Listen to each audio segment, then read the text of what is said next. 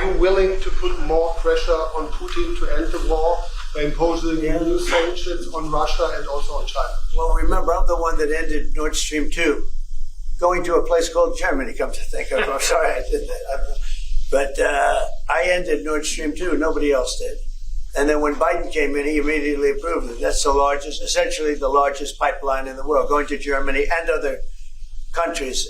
And by the way, we have so much oil and gas, you will not be able to buy it all. I mean, you literally, we have so much, and I hope we're going to make that a part of our trade deal because we have more than anybody else. We have actually the most by far in the world, probably double what anyone else has. So we'll work on that. I'm sure that's something we'll discuss today.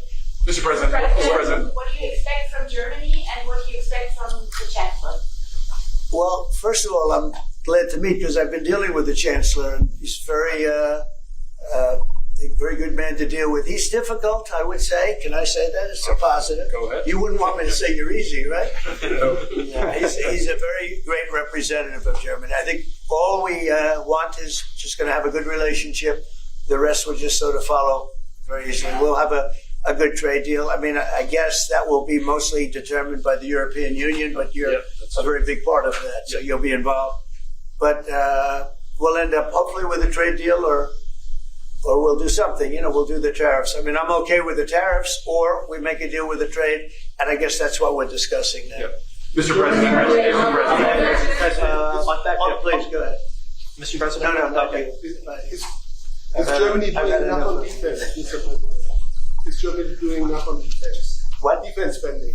Is Germany doing enough on defense? The Chancellor wants to. Is Germany doing enough? The Chancellor wants to spend 3.5. Well, I don't know. I mean, I haven't discussed it very much. I know that you're spending more money on defense now, and quite a bit more money. That's a positive thing. I'm not sure that General MacArthur would have said it's positive. He wouldn't like it, but I sort of think it's good. You understand what I mean by that? He made a statement, never let Germany rearm. And I said, I always think about that when he says, sir, we're spending more money on defense. I say, oh, is that a good thing or a bad thing? I think it's a good thing. But, at least to a certain point. There'll be a point when I'll say, please don't arm anymore if you don't mind. We'll be watching him. Mr. President. Yeah, Biden? You said Biden? Your predecessor dismissed your auto pen investigations and made all the decisions during his presidency. I'm curious your reaction to his dismissal. Well, look, the auto pen, I think, is the big scandal outside of the rigged election of 2020. I think the biggest scandal of the last many years is the auto pen. And who's using it? I happen to think I know, okay, because I'm here. And I'm not a big auto pen person, fortunately. I'm glad. I'm very glad. It's an easy way out. But it's a very bad thing, very dangerous. I sign important documents. Usually when they put documents in front of you, they're important. Even if you're signing ambassadorships and I consider that important. I think it's inappropriate. You have somebody that's devoting 4 years of their life or more to being an ambassador. I think that person deserves to get a real signature, not an auto pen signature. And I can tell auto pen easily. I can look at it. Like two little pinholes from pulling the paper, right? You always see the pinholes. Yeah. It's real easy to tell about auto pen.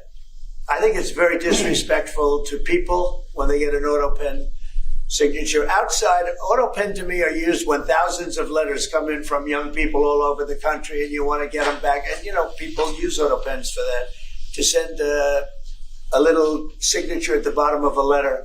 We have thousands of them. We get thousands of letters a week. And it's not possible to, do. I'd like to do it myself. You can't do it. To me, that's where auto pens start and stop. But I'm sure that he didn't know many of the things. Look, he was never for open borders. He was never for transgender for everybody. He was never for men playing in women's sports. I mean, he changed. All of these things that changed so radically. I don't think he had any idea that frankly, I said it during the debate and I say it now, he didn't have much of an idea what was going on. Mr. President. He shouldn't be. Essentially, whoever used the auto pen was the president. And that is wrong. It's illegal. It's so bad. And it's so disrespectful to our country. Mr. President. Mr. President, will you lead the your troops in Germany, and if I may ask a question to the Chancellor to answer in German for the German audience, how has your first encounter been? The answer is yes. We'll talk about that. But if they'd like to have them there, yeah, we have a lot of them, about 45,000. It's a lot of troops. It's a city. When you think of it, that's good economic development. They're highly paid troops, and they spend a lot of money in Germany. But the relationship with Germany is very important. Yeah, we'll be doing that. No problem. May I say a few words in German? Yes, please. So, danke für die Frage. Wir sind hier im Weißen Haus und ich bedanke mich beim Präsidenten für den sehr freundlichen Empfang im Oval Office in diesem weltweit bekannten Raum. Ich freue mich sehr, hier zu sein und wir bereiten eine Vertiefung unserer Zusammenarbeit vor. Ich freue mich sehr darüber. Mr. President, Mr. President, You speak English because you speak such good English. Is it as good as your German, would you say? Now, do you it's feel not more my comfortable? mother tongue. No, it's not my mother tongue, but I try to understand almost everything and very to good. speak as good as I can. Very good. You know, Mr. President, you've made it's an achievement, actually. Mr. President, Mr. President, can I follow up on the criticism auto that I've seen thank you, Mr. President. The criticism that I've seen, and I'm sure you've seen, regarding Elon Musk and your big, beautiful bill. What's your reaction to that? Do you think it in any way hurts passage in the Senate, which, of course, what is you're seeking? Well, look, you know, I've always liked Elon, and it's always very surprised. You saw the words he had for me, and he hasn't said anything about me that's bad. I'd rather have him criticize me than the bill, because the bill is incredible. It's the biggest cut in the history of our country. We've never cut. It's about 1.6 trillion in cuts. It's the biggest tax cut.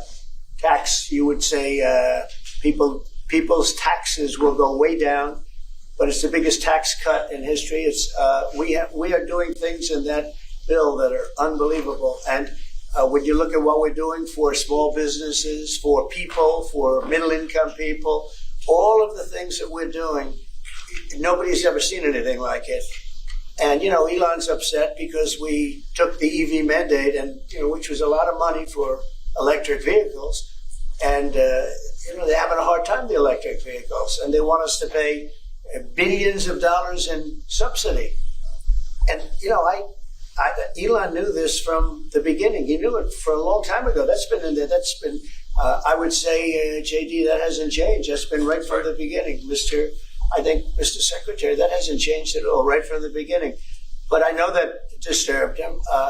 He wanted, and rightfully, you know, he recommended somebody from that he, I guess, knew very well. I'm sure he respected him, but to run NASA. And I didn't think it was appropriate. And he happened to be a Democrat, like totally Democrat. And I say, you know, look, we won. We get certain privileges, and one of the privileges, we don't have to appoint a Democrat.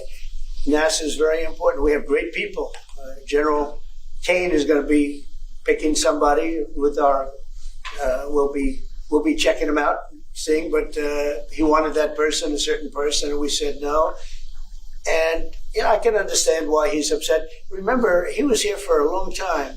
You saw a man who was very happy when he stood behind the Oval desk, and even with the black eye, I said, "Do you want a little makeup? We'll get you a little makeup." But he said, "No, I don't think so," which is interesting and very nice. He wants to be who he is, so you could make that statement too, I guess.